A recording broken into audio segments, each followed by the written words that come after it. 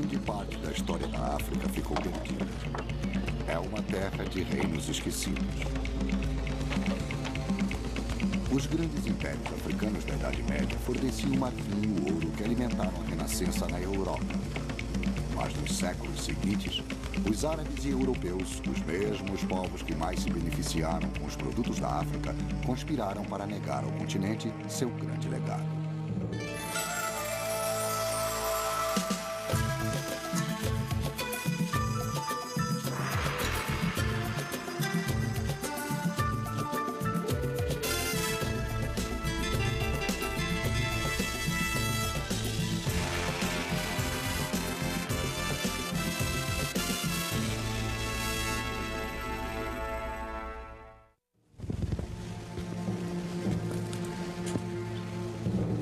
Os exploradores brancos recusavam-se a acreditar que os negros africanos fossem capazes de qualquer coisa, além das cabanas de lama e crenças pagãs.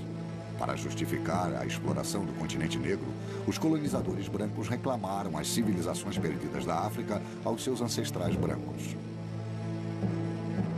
Existe uma ideia fortemente gravada no mundo ocidental de que os africanos são um povo sem história. Mesmo os grandes professores de história moderna em minha universidade, a de Oxford, no meu tempo de estudos, podiam dirigir-se a uma grande plateia do Reino Unido através da mídia e dizer: talvez no futuro haverá uma história da África. Mas no momento não existe nenhuma. Só existe a história dos europeus na África. O resto são trevas e não um assunto para a história.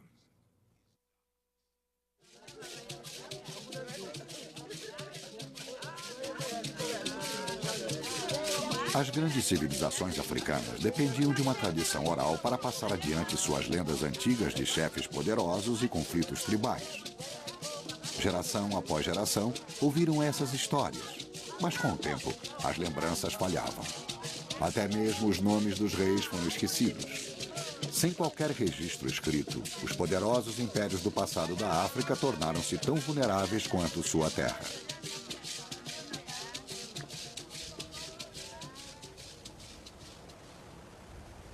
Há 800 anos, este terreno irregular próximo à fronteira africana com Zimbábue era um desses reinos.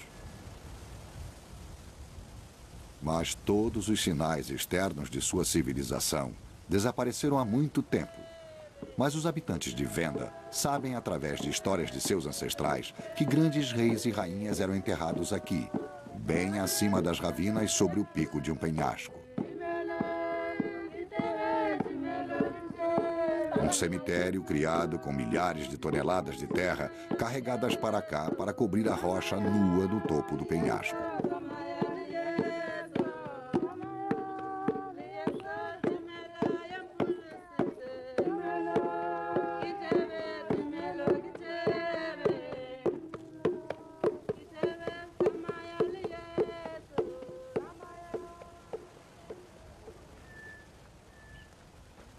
Oito séculos mais tarde, em 1932, um aventureiro africano com sede de ouro convenceu um aldeão local a levá-lo até o antigo cemitério de Mapunkumbue. Hoje, Ernst van Graan, neto do explorador, retrata a jornada. Apesar de ser meu avô, ele era um caçador de tesouros. Estava sempre interessado em descobrir ouro e procurou exatamente por este local durante quase 5 anos. Séculos de superstições protegeram este cemitério real contra o roubo. Seu guia nem ousava olhar para a montanha sagrada com medo de ficar cego.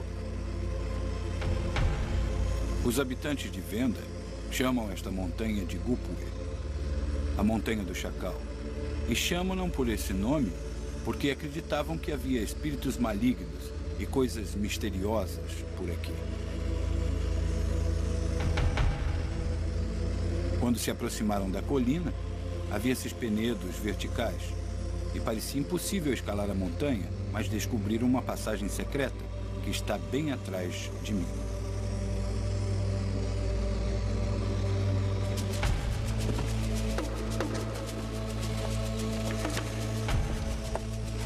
Quando a equipe de Vangra começou sua subida, encontrou buracos cavados na face da rocha. Uma escada antiga que levava ao topo desta chaminé escondida. Temiam que existissem armadilhas na subida até o cemitério real, com pedras gigantescas colocadas de forma a cair sobre eles a qualquer momento. Mas sua subida foi tranquila. Estavam prestes a descobrir alguns dos últimos remanescentes do tesouro real de todo o sul da África. Normalmente, os objetos de ouro encontrados eram derretidos. Outro capítulo importante da história africana ficaria encoberto para sempre. E esse era o seu plano. Felizmente, no último momento, Vangra Jr. teve um ataque de consciência. Entre as descobertas estavam um cetro e um rinoceronte de ouro. Pequenas quinquilharias se comparadas aos tesouros de Tutankhamon. Mesmo assim, eram os poucos e preciosos elos que nos ligavam a um passado esquecido há muito tempo.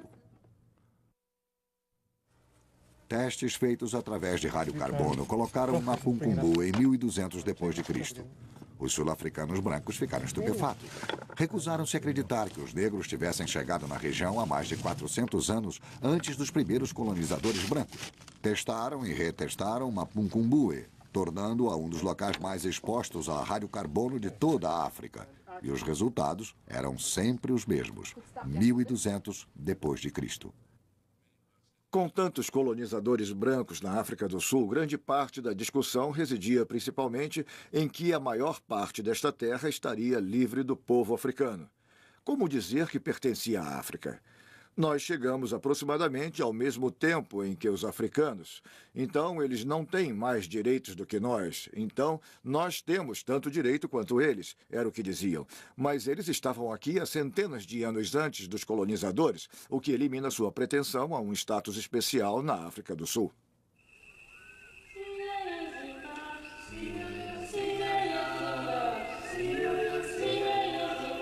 Esta civilização era antiga, era próspera e era negra. Mas o que aconteceu a esse povo permanece sendo um mistério. Talvez tenham levado seus rebanhos de gado para o extremo norte, para os pastos mais verdes e o clima mais fresco de terreno mais elevado, ou talvez tenham se tornado os ancestrais há muito procurados por outro reino africano. Pois 100 anos mais tarde, a somente 320 quilômetros além do rio Limpopo, foi fundado o maior império do mundo africano.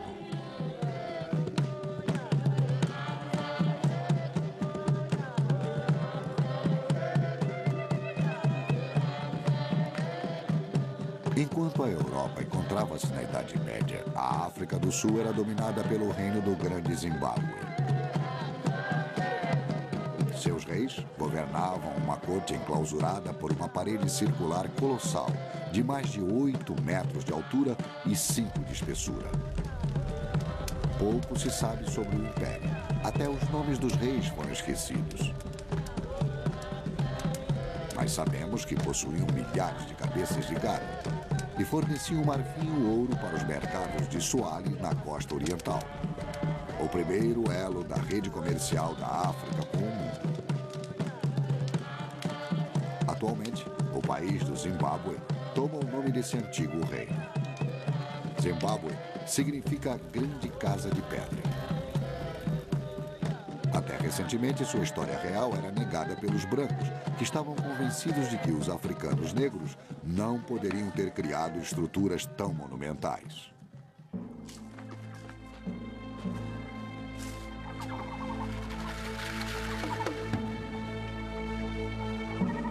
Durante centenas de anos, os europeus sonharam com a descoberta de uma civilização branca perdida no interior escuro e selvagem da África. Karl Malk, um explorador alemão, ouvira lendas de antigas ruínas de pedras em território inexplorado ao norte do rio Limpopo. Procurou durante meses antes de finalmente encontrar essas ruínas magníficas.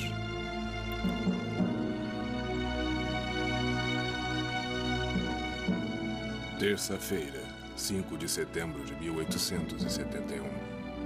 Eu vi a uma pequena distância uma construção aparentemente redonda. Era construída com placas de granito sem união de cimento. A parede exterior tem um diâmetro de uns 146 metros. Os nativos locais chamam essas ruínas de Zimbábue. Mauk ficou deslumbrado com o esplendor e a sofisticação dessas ruínas. Mas acreditando que os africanos negros eram primitivos demais para construir aqueles muros, convenceu-se de que aquilo seria obra de uma antiga tribo branca perdida. Finalmente, encontrei uma estrutura em forma de torre, praticamente intocada. Soube pelos habitantes locais que eles mesmos viviam lá há uns 40 anos e que a região era desabitada antes dessa época. Tudo servia para convencer-nos de que um povo branco tivesse vivido um dia nesta região. Ele desenhou os artefatos africanos em seu caderno de anotações, mas recusava-se a acreditar que a cidade fora construída por negros. Finalmente encontrou a evidência que acreditou provar suas teorias. Tirei umas lascas da viga principal. Comparando-a com a madeira do meu lápis, vi que deveria ser de cedro, que só poderia ter vindo de Zelebanon. Ainda mais, somente os fenícios poderiam tê-la trazido para cá. Salomão usou muito cedro na construção de seus palácios. E essas ruínas são uma imitação das construções de Salomão em Jerusalém. E a grande mulher que a construiu só poderia ser a rainha de Sabá.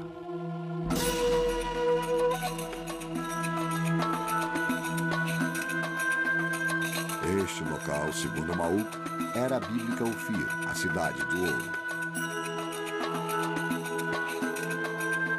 A história da rainha de Sabá foi contada pela primeira vez na Bíblia.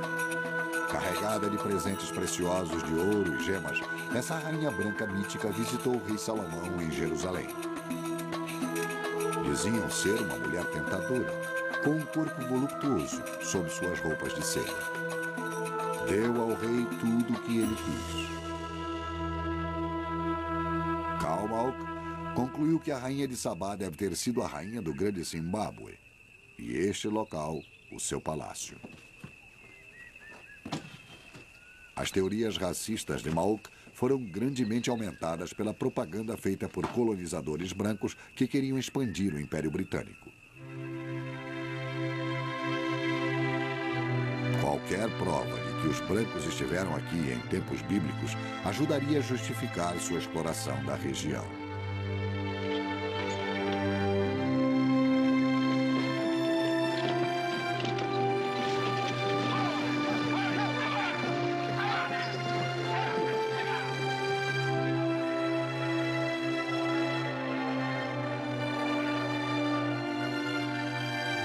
Em meados de 1890, Cecil Rhodes, um rico industrial britânico, fundara a Rodésia, país que permaneceu sob domínio branco até 1980, quando a maioria negra rebatizou-a de Zimbábue. Rhodes reclamou para si milhares de quilômetros de terras ricas em ouro e diamantes, inclusive as ruínas do grande Zimbábue.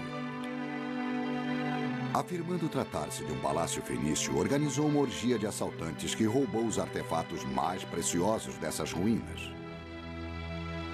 Uma das maiores tragédias do grande Zimbábue é que as pessoas faziam trabalhos intensos de escavações com a firme convicção de que, no fundo de todo aquele escombro, estaria a chave do mistério, os fenícios ou quem quer que os tenha construído.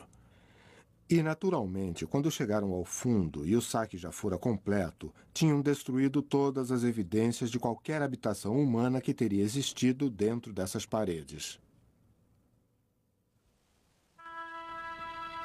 Esse vandalismo histórico ativo ainda aborrece Peter Garlick, que foi um oficial encarregado desse local.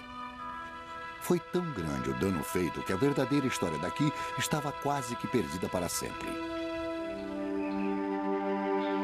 Mas em 1929, uma expedição em grande escala de arqueólogos britânicos tentou desencravar o grande Zimbábue do seio da rainha de Sabá. Gertrude Kenton Thompson, a líder do grupo, estava determinada a resolver o enigma do grande Zimbábue de uma vez por todas. Gertrude Caton Thompson foi uma mulher formidável. Seus padrões arqueológicos eram os mais elevados. Era uma equipe toda formada por mulheres. Creio que intencionalmente. Ela sempre trabalhou com mulheres e foi a primeira feminista da arqueologia.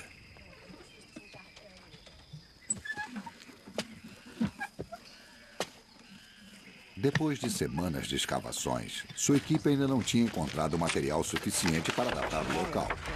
Decepcionada, procurou outra área que valesse a pena explorar.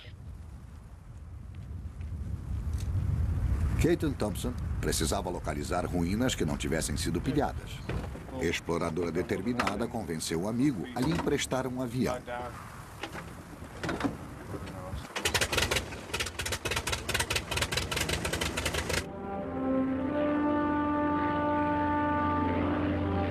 Enquanto sobrevoava a Acrópolis, reparou em um local não mapeado que levava ao topo. Estava obscurecido pela vegetação e levava um novo abrigo feito por um conjunto de muros.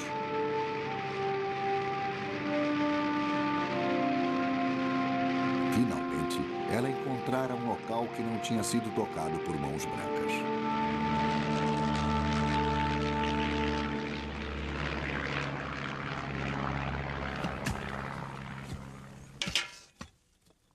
Os trabalhos começaram no dia seguinte.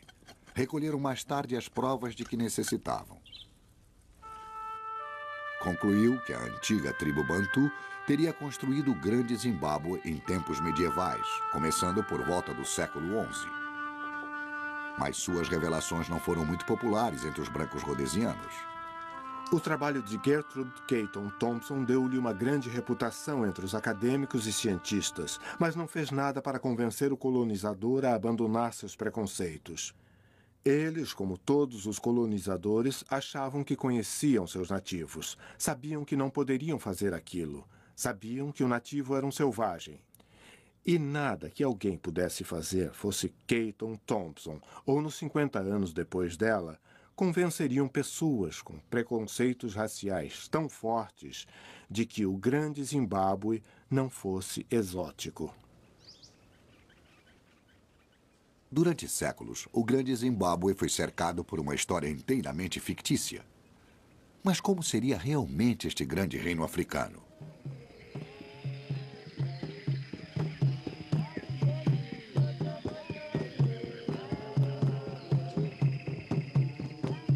Em seu ápice, durante o século XIV, o Grande Zimbábue era uma metrópole surpreendente, única em toda a África. Era tão grande quanto Londres na época, com uma população de 18 mil pessoas agrupadas em uma área de poucos quilômetros quadrados. Dentro de seus grandes muros de pedra estava a cultura urbana desconhecida, mais antiga da África subsaariana. O barulho deveria ser atordoante. A fumaça de centenas de fogueiras devia escurecer o céu. Era a capital de um império que estendia-se por milhares de quilômetros e continha centenas de mini-Zimbábues, cada um com seu próprio governador. Na Grande Zimbábue, a influência do rei continuava muito depois de sua morte. Os espíritos dos ancestrais continuavam sendo uma presença real, tanto como governadores poderosos quanto conselheiros espirituais. Atualmente, acredita-se que os nativos de Shona sejam os descendentes do povo que construiu o Grande Zimbábue. Na cultura moderna de Shona, os espíritos dos ancestrais ainda se comunicam regularmente com os vivos através de uma cerimônia executada por um médium em uma caverna embaixo das ruínas da Acrópole. Os shonanianos são pessoas muito religiosas que acreditam piamente que seus ancestrais não estejam mortos e desaparecidos para sempre. Que estão vivos e que, através de seus médiuns, podem puni-los, podem abençoá-los, podem orar por eles e, consequentemente, se não fizerem o que eles dizem, possivelmente terão má sorte. Stamon Deng, um ministro do governo de Zimbábue, estudou os ancestrais do povo Shona.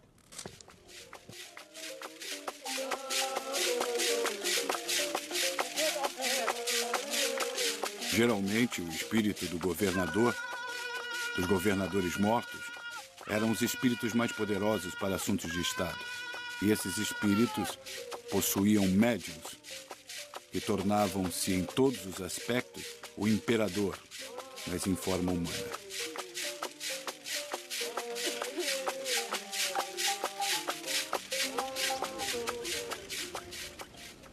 No alto da Acrópole, olhando o reino, existe um templo sagrado, onde podemos imaginar o que costuma acontecer.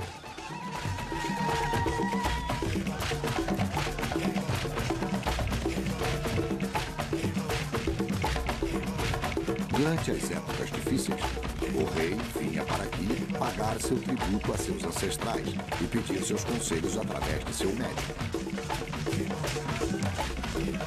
O médium entrava em transe e era tomado pelo espírito de um governador morto há muito tempo.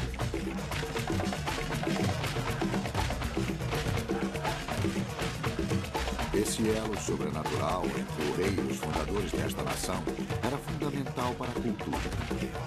Através do médium, o rei exercia sua influência sobre os médiums com espíritos de governadores menores.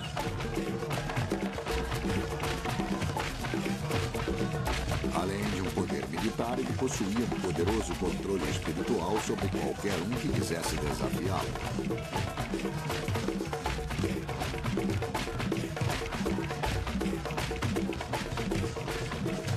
Não era necessário um grande exército para controlar. O controle tinha que ser psicológico. Podiam fazer os pronunciamentos que o povo seguisse e obedecesse. Esses grandes pássaros de pedra eram os símbolos daquele poder e estão entre os poucos ícones que foram salvos nesse lugar sagrado. Esta era uma civilização que representava a mais alta aquisição do povo de fala dialeto bantu desta parte da África. A riqueza que eles acumularam permitiram-lhes construir estruturas tão grandiosas como fizeram no grande Zimbábue, especialmente no Vale, eu creio. Havia uma arrogância, uma pomposidade, a grande loucura que levou Luís XIV a construir o grande palácio de Versailles. Aquilo não era um local para um homem viver, era uma demonstração de sua riqueza, o significado de seu país e o que ele pensava de si mesmo. E essa mesma loucura existe no povo daqui, que construiu essas magníficas estruturas de pedra que agora admiramos. O grande Zimbábue foi construído durante vários séculos por um povo devotado. 1 milhão de blocos de pedra foram recortados só para construir a parede externa. Cada súdito pagava seu tributo ao chefe com 7 dias de trabalho por mês. Não era um trabalho escravo. Eles construíam um monumento para honrar seu rei e provedor. Os construtores originais dessas paredes buscavam pedreiras de granito como esta.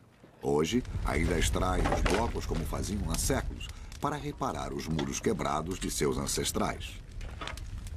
Aquecendo o granito com fogo e jogando água sobre os espaços, a rocha passa ao estado de placas espessas.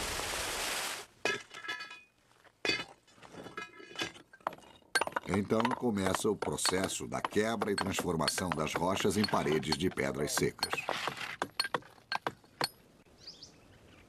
Apesar de ser fácil compreendermos como eles construíram essas paredes, por que as construíram é assunto de grandes debates. Seria uma construção uma fortaleza ou um palácio?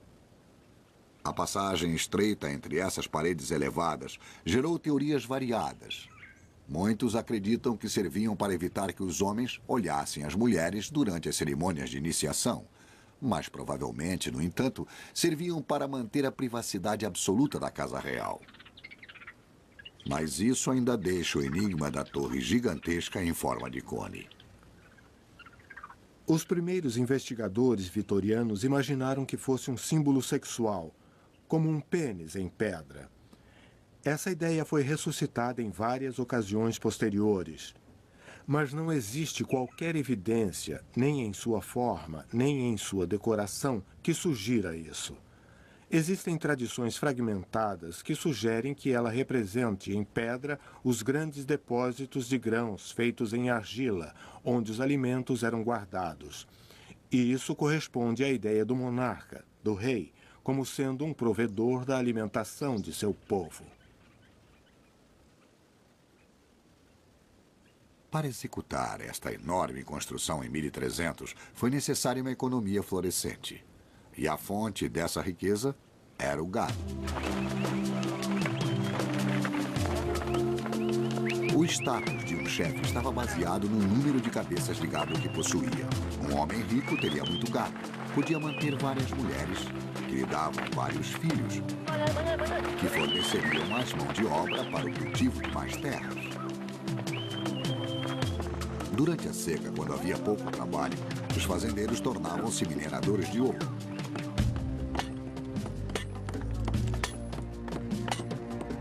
A escavação à procura do ouro nesses poços tão estreitos era tão perigosa que os trabalhadores tinham que ser subornados para descer. A maioria preferia minerar os leitos dos rios.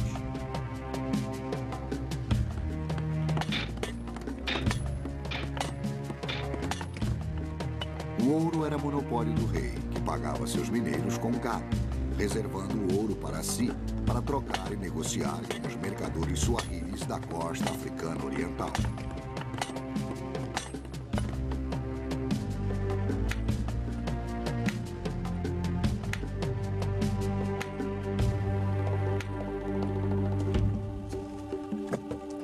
Durante o auge de seu poder, os governadores do Grande Zimbábue controlavam o fluxo de ouro e de marfim para os portos comerciais da África Oriental.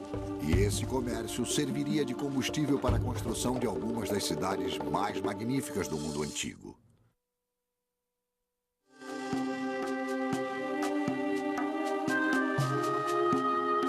No século XIV, a costa suahili africana era um local exótico descrito pelos marinheiros árabes como vibrante e afluente, com as cidades mais lindas e melhor construídas do mundo. Foi ele o cenário das aventuras legendárias de Sinbad e das Mil e Uma Noites. Tapetes persas eram trocados por marfim africano. Porcelana era trocada por ouro.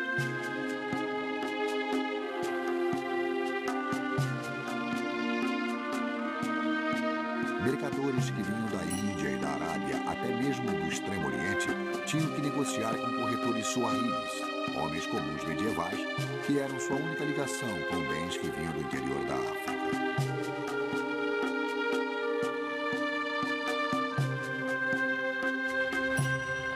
Os suahilis construíam seus barcos e navegavam pelos canais perigosos até os vários portos comerciais. Através do controle marítimo, mantinham superioridade sobre todo o comércio da região.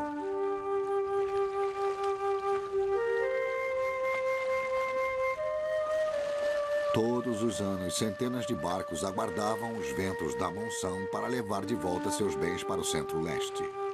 No século X, o ouro, o marfim e o quartzo escoavam pelo Mediterrâneo, num comércio em uma escala nunca vista desde as épocas gregas e romanas. Esse litoral próspero tinha portos e cidades que percorriam 2.880 quilômetros entre as atuais Somália até Moçambique. Sua rede comercial estendia-se da Arábia até a Índia e continuava até a China. No século XV, os suahilis chegaram a exportar uma girafa para a China, causando sensação na corte imperial.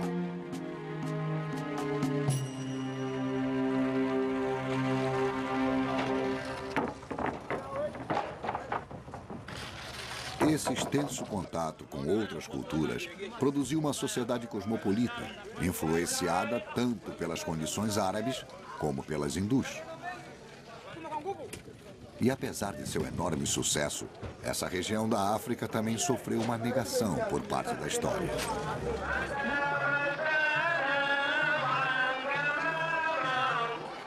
A confusão pode ser traçada desde os primeiros comerciantes árabes e a introdução do islamismo. Os suahilis adotaram o islamismo há 1000 anos, e esse código religioso compartilhado entre eles ajudou a criar uma confiança mútua nos negócios. A oração teria unido os comerciantes árabes e os mercadores africanos. Deveriam lavar-se em cisternas como estas. Depois entravam nas mesquitas, tão grandiosas como as catedrais medievais da Europa.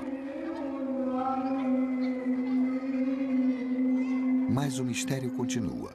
Quem teria construído essas grandes cidades? Os árabes ou os africanos?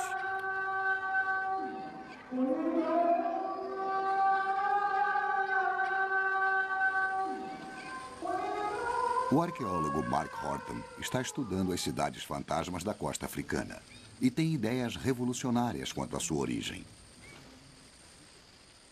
Quando os arqueólogos chegaram aqui na década de 20, encontraram estas ruínas cobertas por florestas e presumiram naturalmente que deveriam ser obra dos árabes. Temos túmulos de pedra decorados com coral, jarros de porcelana, casas e palácios com nichos elaborados e minaretes. Com certeza deveriam ser obra dos árabes, mas eu acredito agora que essa interpretação estava errada, que tudo isso era uma sociedade africana.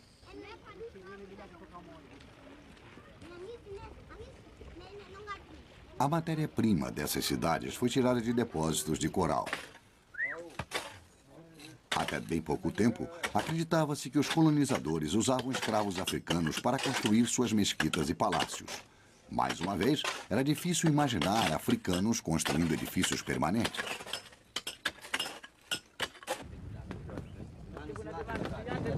Atualmente, acredita-se que os suahilis representaram um papel muito mais importante na criação desse império comercial e que os ricos mercadores que construíram essas cidades de coral fossem africanos e não árabes. É uma história complicada para ser desvendada. No século XVIII, muito tempo depois de várias dessas cidades costeiras terem entrado em declínio, a costa oriental da África era realmente governada por sultões árabes da ilha de Zanzibar. Para apoiar suas afirmações territoriais, insistiam que os africanos tinham sido somente colaboradores no desenvolvimento da civilização suahili. Durante 10 anos, Mark Horton está ajudando os suahilis a reescrever sua história e poderem reclamar seu legado de direito. Para Horton, esta construção abandonada é um testemunho da traição feita ao povo suahili. É chamada a Casa das Maravilhas. Esta grande construção representa a humilhação final dos suahilis. Foi um presente dos ingleses ao sultão árabe de Zanzibar, nos anos de 1880. Os britânicos queriam apoderar-se de grandes partes da África Oriental, mas infelizmente os suahilis estavam no caminho. Eram pessoas que viviam lá há milhares de anos. Então fingiram que os suahilis não tinham história, que tratava-se simplesmente da história árabe. E dando essa construção para o sultão árabe de Zanzibar, foi possível criar todo um novo mito sobre a história da África. E é por isso que já não temos mais uma ideia de como eram os suahilis.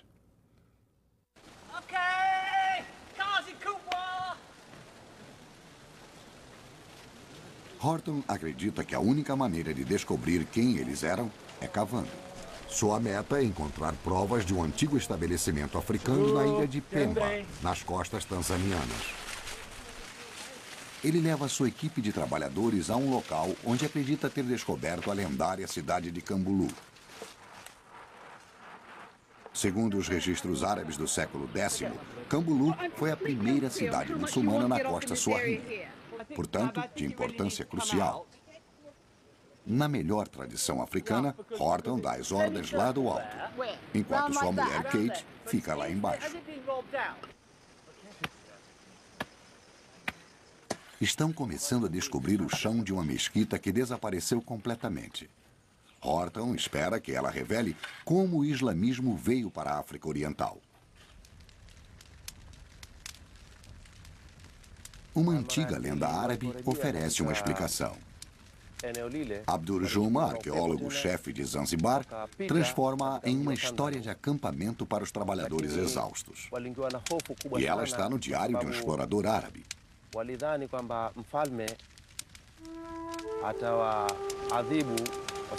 Em 922 d.C., ele escreveu que uma embarcação com marinheiros árabes saíra de Boman para um posto comercial africano chamado Kambulu. Mais uma tempestade levou-os para o sul, ao longo da costa. Diziam que os povos que habitavam essas costas eram canibais e os marinheiros temiam por suas vidas.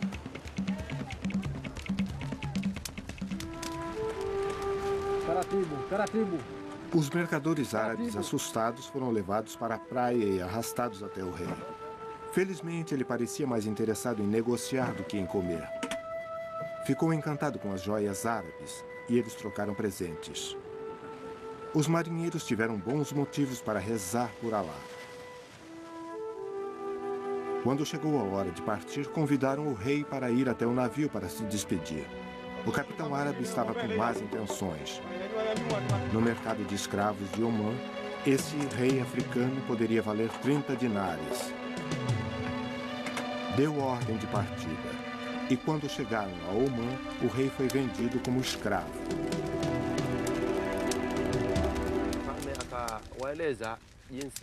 Durante o ano seguinte, o rei aprendeu árabe e estudou o Alcorão, e tempos depois tornou-se um grande muçulmano. Um dia, então, fugiu de seus donos e percorreu milhares de quilômetros até sua aldeia.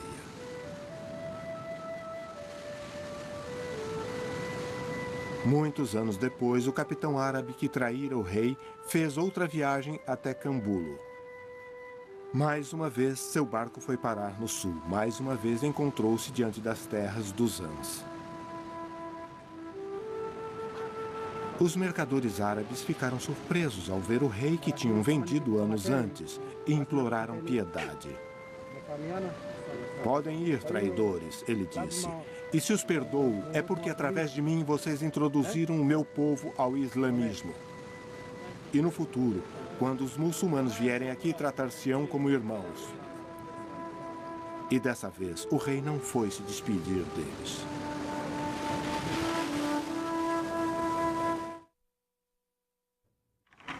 Horton acredita que a difusão do islamismo ao longo do corredor Swahili foi uma espécie de política de segurança contra o comércio árabe de escravos. Cambulo, o destino do capitão árabe da lenda, era um importante porto comercial da costa oriental africana. E se foi Cambulo que Horton encontrou, então, sob o chão dessa mesquita de pedra, podem existir mesquitas mais antigas, construídas em um estilo mais tradicional africano.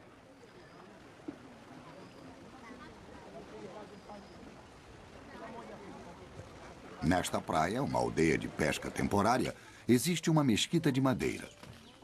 Os suahilis só viviam aqui durante a estação de pesca, durante uns 1000 anos, mas sempre construíam uma mesquita possivelmente semelhante às primeiras mesquitas suahilis. Sabe, Mark, esta é uma mesquita de madeira, de sapê, típica das construídas anteriormente pelos aldeões. Ah, entendi. E quando abandonaram estas, passaram a fazer de lama? Sim, lama e madeira. Geralmente elas são maiores do que esta mesquita de madeira. E depois temos uma de pedra e depois... Sim, eles construíram uma de pedra no mesmo ponto, uma em cima da outra. Uma em cima da outra? Uma em cima da outra.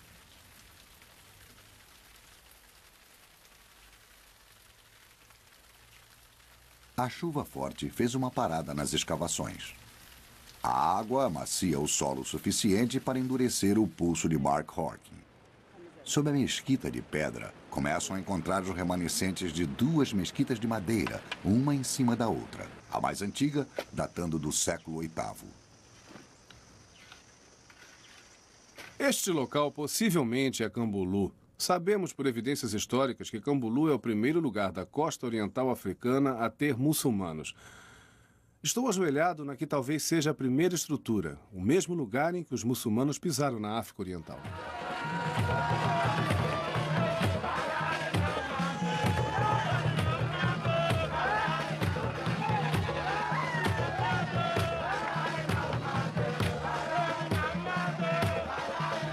Um festival muçulmano homenageia o nascimento de Maomé, mas na ilha Lamu, no Quênia, a comemoração tem um ritmo tipicamente africano. Os grupos fazem corridas de barco em torno do arquipélago e surgem no porto.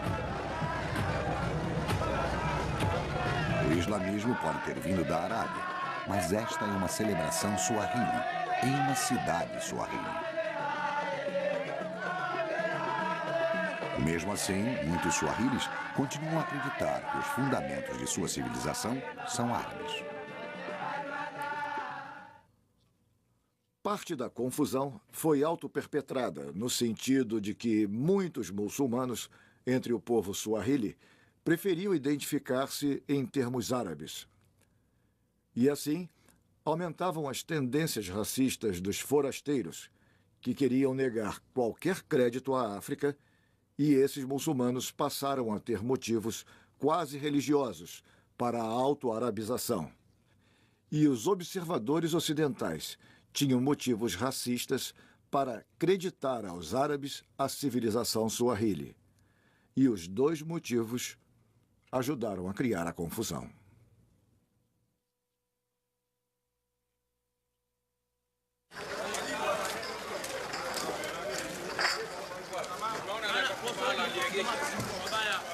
Não se pode negar as forças externas que moldaram cidades como Lamu. Os entalhes intrincados feitos nas portas são uma característica típica suahili.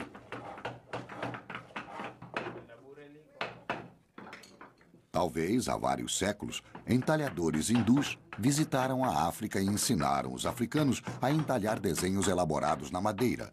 E então, os suahilis absorveram e adaptaram essas lições para que servissem à sua própria cultura. Talvez os persas tenham introduzido os desenhos ornamentais entalhados nas paredes das casas.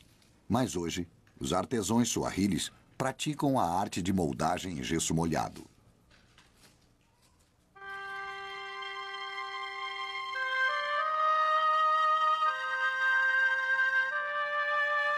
Há 6 séculos, mercadores africanos ricos construíram vilas decoradas pelos melhores artesãos. Lamu era tão sofisticada quanto a Veneza medieval. Essas casas opulentas foram construídas durante a época do comércio árabe e hindu. Atualmente, grande parte desse comércio desapareceu e a economia depende bastante do turismo. Mas, possivelmente, a cidade se parece com o que sempre foi. As ruas são trafegadas por burros, mas são muito estreitas para carros. E os esgotos aparentes originais atravessam as alamedas. As ruas em labirinto de Lamu são espelhadas naquelas de muitas cidades fantasmas ao longo da África Oriental. Durante o século XVI, centenas dessas cidades viraram ruínas, o que torna óbvio o motivo daquele comércio florescente ter terminado. Todos lucravam com o comércio.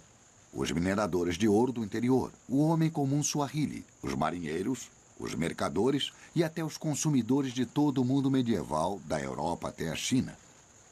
Talvez as fortunas de famílias mercadoras rivais refluíram de geração em geração, da mesma forma que as dinastias corporativistas crescem e caem atualmente. Talvez a peste bubônica tenha causado uma recessão mundial e assim a demanda por bens africanos tenha caído. Foi o fim de uma era gloriosa para os reinos do Grande Zimbábue e da costa Suahili.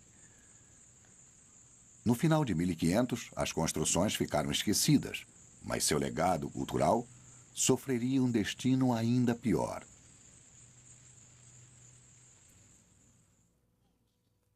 Todas as sociedades elegem o que querem lembrar.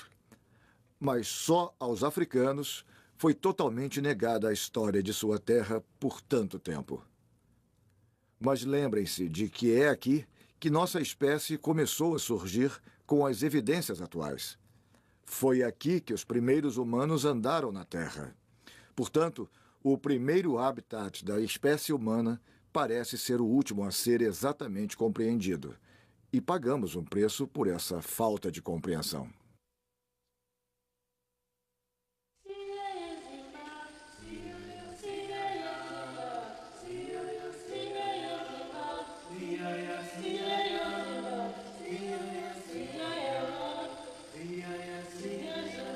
Quando os colonizadores europeus chegaram à África, sonhavam em descobrir uma civilização branca perdida de riquezas e belezas fantásticas. Surpreendentemente, até hoje, esse mito persiste.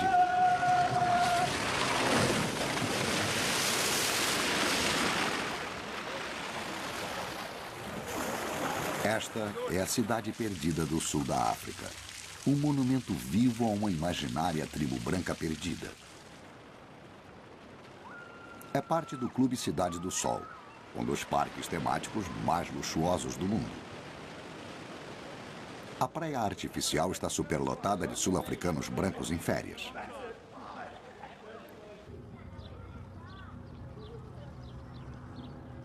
Um grupo de serviço de vários milhares de sul-africanos negros mantém vivo o sonho da tribo branca perdida. Todas as noites, eles retornam para suas palhoças, discretamente escondidas atrás das colinas.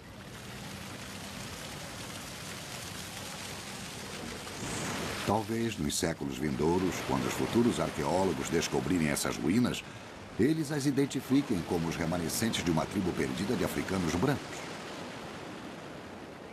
Só que talvez, desta vez, eles estejam certos.